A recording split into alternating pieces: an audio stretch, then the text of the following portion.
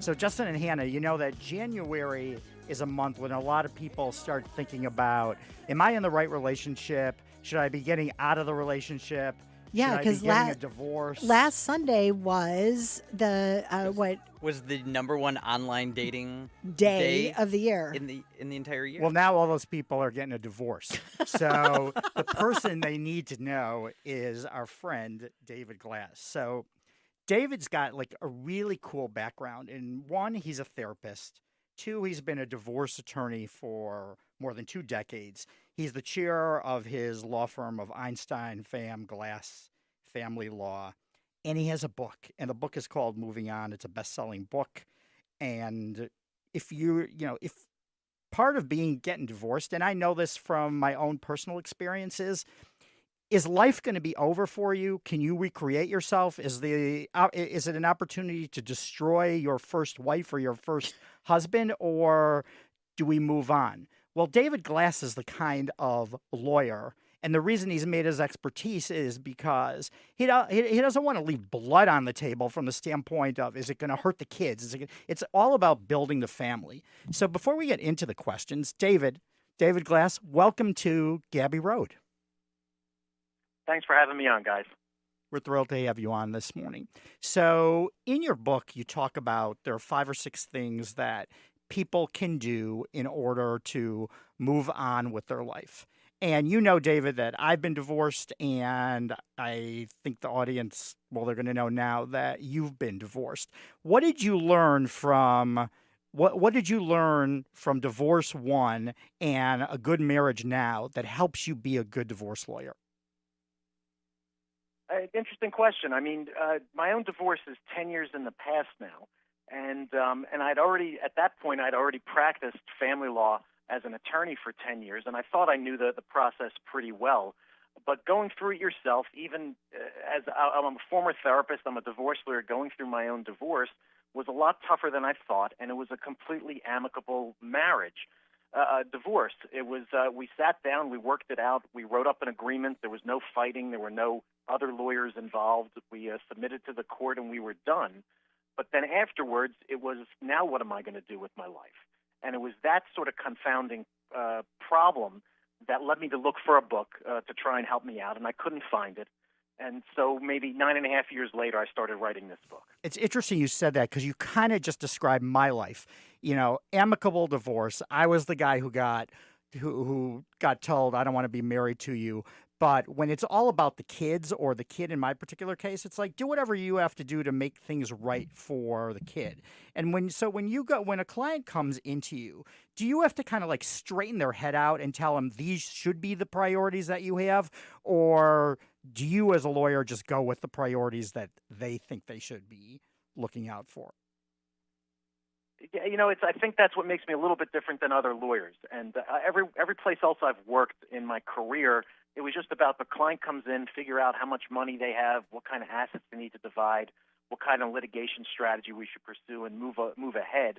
And I do more questioning up front when I first meet people as to what do you want to do, where do you want to be, how do you feel about these things? And I try to convince all my clients to, number one, if they have children, first focus on making things as easy for the children as possible. And then once we can get a custody schedule and where the kids are going to go to school and whether the kids need some therapy, and even down to the nitty-gritty of how are you going to tell your children that you're getting divorced, once you get all that out of the way, then there's plenty of time left over and plenty of bandwidth to think about support and dividing up the assets and who gets to keep the couch and who gets to keep the wok. All that stuff sort of falls away after you've taken care of the important stuff. Like who gets to keep the kids?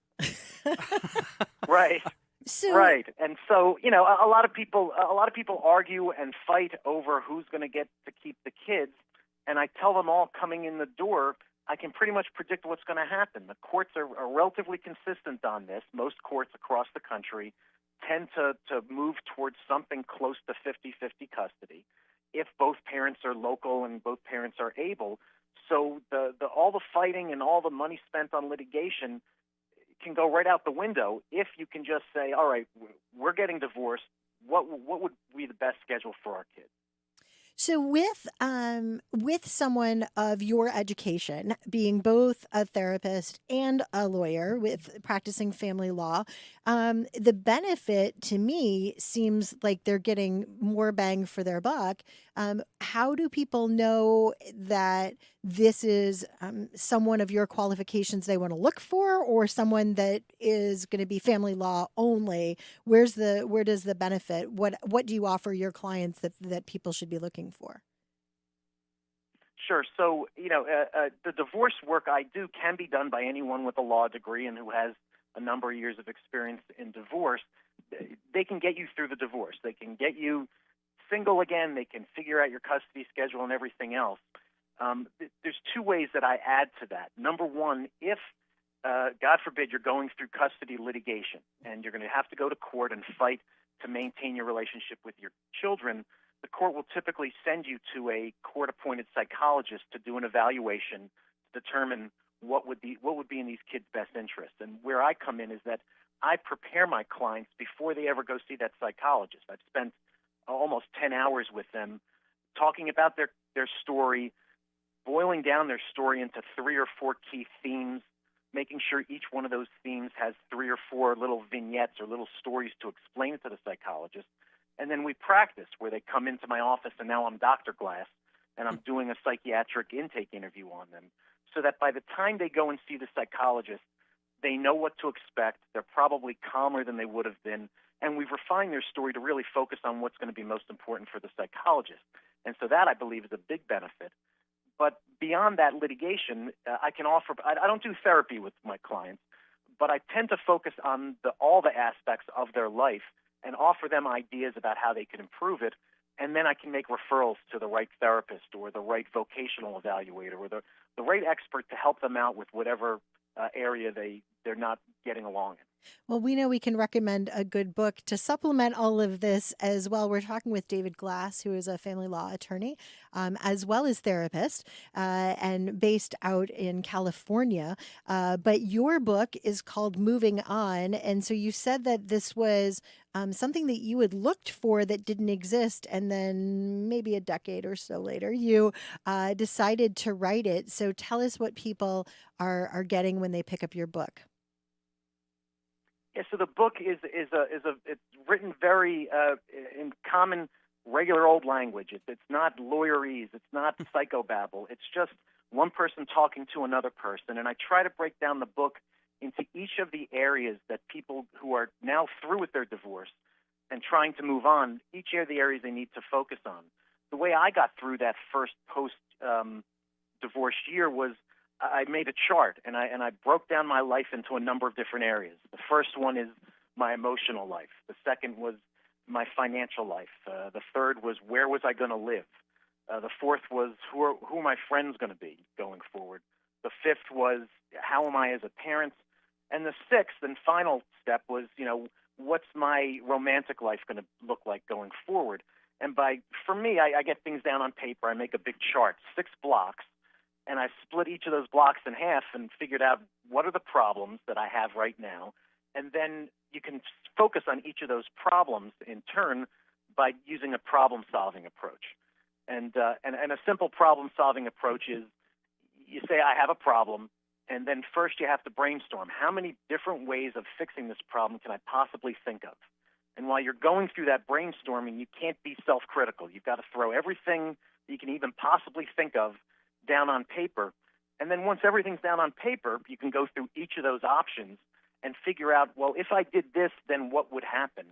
And once you go through that exercise, 1 or 2 rise to the top very quickly, and then you've got a plan. And so by breaking things down into little pieces, it makes it a lot more. It's easier to fix each of those pieces rather than just sitting there and saying, I'm unhappy with my life. What should I do? So, David, this is Justin. Hearing you talk about all of this, right away, I think of divorce attorney coming in saying, I'm going to, we're going to take this person for all they're worth, all that kind of stuff. And I love the fact that you're talking about after all that happens, after all of this, and now you're on that emotional side. And like you said, you're standing by yourself all of a sudden. What's next? And the one thing that that I would always question with this would be who gets, we've talked about who's keeping the couch, who's keeping the kids, who's getting the car, whatever, the house, all of that, but who gets to keep the friends? And I think that to me would be one of the biggest, like one of the really hard things is if you have mutual friends with that person, You can feel lonely. What do you recommend to people on that? And we've got about a minute left before commercial. Sure, and it's the same problem-solving approach. You look at the whole list of friends you have, and some of them you've had since high school, and maybe it's just talking about the glory days, and some of those friends are newer, and some of them are centered around work. But if you look at each friend and try and decide, am I really getting something valuable from this friendship, or am I just maintaining this because I have to, or do I really not enjoy being with this person, but I've been a friend with them for so long, I'm going to maintain it. If you go through that on a point-by-point basis, you can figure out who are your most valuable friends and who are the most valuable friends to maintain. And if the other ones don't maintain or they go with your ex-spouse, it's not such a tragedy. And if people realize they really only need one or two really good friends. David, we're going to continue this conversation with you and talk more about divorce on Gilby Road. Stay tuned. But guys, it doesn't have to be sad, and that's what David Glass is telling us. David, as you know, divorce attorney from California. What David won't tell you, because he won't brag about himself, is year after year after year, he's recognized in the in the LA magazine, Los Angeles magazine, as a rising star super lawyer. But we said during the first segment was he cares about the entire family. It's not just about the blood or the money that he can get and he can make. And it's about how does a family come out better at the other end of a divorce than they went into it. So David, we were talking about, Justin brought up about how do you know who your friends are, and I want you to talk about that, but I also want you to talk about what did you learn from your first divorce that makes your second marriage better? Okay. Well, just finishing up on friends, when I was after I got divorced, when I was getting divorced, I sent out a simple email to my closest group of friends and my parents and my sister, and I basically told them what I needed from them. I said, I don't need you to tell me how bad my ex-spouse was. I know that. And you don't have to tell me how you probably told me 15 years ago I shouldn't get married. I know that now. I got all that down. But what I need you to do is just support me. If I call you up and I'm all upset, just listen, say everything's going to be fine, and stay with me on the phone till I hang up. And if I call you on a Thursday night because I don't have my kids and I've got nothing to do, let's figure out somewhere to go out and have some coffee, get a drink, go bowling, whatever it's going to be. And by sending out that email, everyone sort of knew how to react to me, and they knew how to deal with me. And later on, they told me it made things a lot easier. And to tell you the truth, some of those friends weren't interested in playing that role, and that helped me make my decision that maybe I really don't want to keep in touch with these people. But that was the only other point I wanted to. You can tell your friends and your family what you need from them, and in most cases, they'll be very supportive. And that is such great advice, because I've been on the other side of that, where I've had friends that are separating, they're getting divorced, and all of a sudden it's like, well, what do I do? How can I help? And like you said, I don't want to sit there and bash the other person, because I might still like the other person a lot too. But at that same time, this is such great advice that something that I would never, I bet a lot of people don't send an email out. And I think it's great advice. I think it's something that would help those friends as well. Like, am I choosing this battle? What am I doing? So David, if somebody's just paralyzed and they know that they're getting a divorce because there's no way out, and they come into your office, and as you know, lots of times they're in tears and it's a very emotional, angry situation, where do you start with them? If somebody's listening to us today and they're like, oh, I got to have a conversation with David Glass and call him at his law office, where do they start? What's point one? Yeah, and usually, and that answers the second question from a couple minutes before. What did I learn from my own divorce that made my second marriage better? And I did all that learning in an intense year of therapy after I got divorced. And that's my first referral I typically make to anyone who comes into my office, but definitely the people who come in who are very sad or they're paralyzed. I can do a certain amount of work during the time I'm with people, but number one, I'm expensive, and number two, that's not my day-to-day work anymore. It hasn't been for 23 years. So I refer them to a psychologist that matches them, someone who I think they'll work well with. And by working with a psychologist for a year, I recommend that they all do a year. And then while you're with the psychologist, you have to quickly get off the complaining bandwagon. A lot of people go into the psychologist and they complain about their ex, or they complain about their parents or about their friends. And that's fine. You can vent that and learn how to deal with it. But until you turn that into, how do I make myself better? I don't think you get the full benefit of psychology and working with a psychologist. And oddly enough, my dad, when I got remarried, gave a short speech, and he said, a successful marriage isn't just about finding the right person; it's about being the right person. And he hit the nail right on the head there. That in the year of therapy that I was in, that I recommend everyone do, you have to figure out, what did I contribute to the failure that came before. It's very easy to write that list. Here are the 25 things my ex-spouse did wrong. You can do that in about a minute. Yeah. It takes some time to really look at yourself and figure out, how am I going to change myself? Because if I don't change myself and I find a new person, I'm probably going to repeat the same mistakes I made the first time. Sure. You've got to fix yourself as part of the process. And so that's where I send everyone.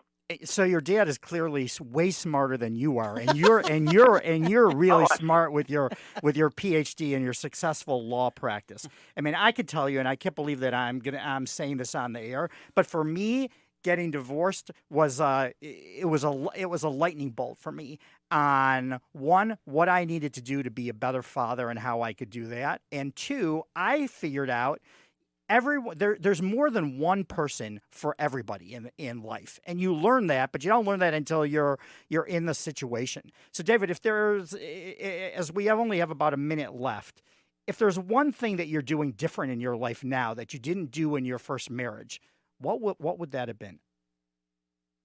It just boils down to, I don't have arguments about things that really don't matter, and it further boils down to, nothing real is really worth arguing about. I sort of told myself, I'm not going to be in competition with my new partner, and if the two of us have a difference of opinion, we're going to sit down and say, who does this matter to more? And that's the person who gets to make the decision, and it makes it a lot easier. It's just, there's nothing worth arguing about. You're right. We don't have arguments. It's so interesting that you say that, but it's weird to hear a lawyer saying, I'm not going to argue. Right. It's a lot easier, though. It's a lot happier. It's a lot easier. It's a much more pleasant way of living. All right. So, David Glass, your book, if you can summarize in 10 seconds or 15 seconds what people get from your book, moving on, and then we'll make sure we tell people where to get it.